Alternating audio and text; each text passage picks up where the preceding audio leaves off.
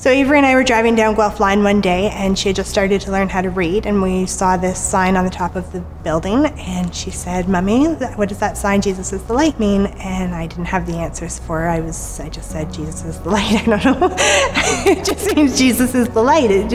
I didn't have the answers, and I said, "Sweetheart, that's just something we're going to have to explore together if you're really curious." So we decided to go to church that Sunday and try and figure out the answers. So she went to the Sunday school. She seemed really happy about it. I went to service, and it was a good service. I was a little bit lost. It seemed a little bit over my head. So we went back the following Sunday, and she seemed to really enjoy herself again, but she started coming home with all these questions that I just didn't have the answers for. So we just kept digging in deeper, and one Sunday they'd advertised Alpha Course, which is just basically Christianity 101.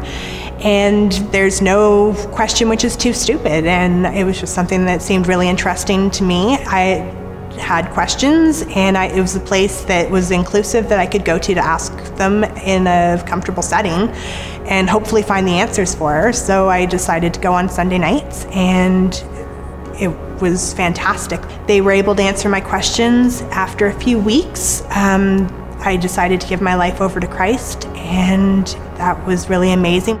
3 years later, I'm at a hotel conference, and all my mentors are there, and I'm on stage, and I'm being promoted to regional vice president. And I thought, this is it. This is gonna do it. I've arrived. I've got to that place where now I'm not gonna have to have this emptiness. So I leave that conference, and I get in my car, I turn on my car, and I feel this complete emptiness in me. I knew that I was still posing. Felt like even though I got a promotion, nothing had changed. You know, I was still me. My marriage was over. We got married at 20. I was 23 now, and we were in a long distance marriage. She was in her country and I was in Canada. We were told it takes 6 months and she'd be able to join me, and at this point it was 3 years, and we weren't faithful to one another. So on the closing night, the #1 income earner went up to share and closed his binder and shared the gospel and just told his personal testimony. And I felt like I was the only person in that place.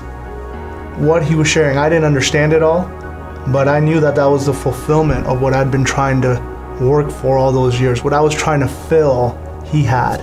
So a friend of mine invited me to this church, and I showed up, and everybody's happy and it's lively, and I still remember the pastor saying that this is not about a religion, but about a personal relationship with God. I asked Jesus, if you're real, come into my life. And I remember that day saying, save my marriage. If you're real, save my marriage. And it had been 3 years that we had been apart in this long distance marriage.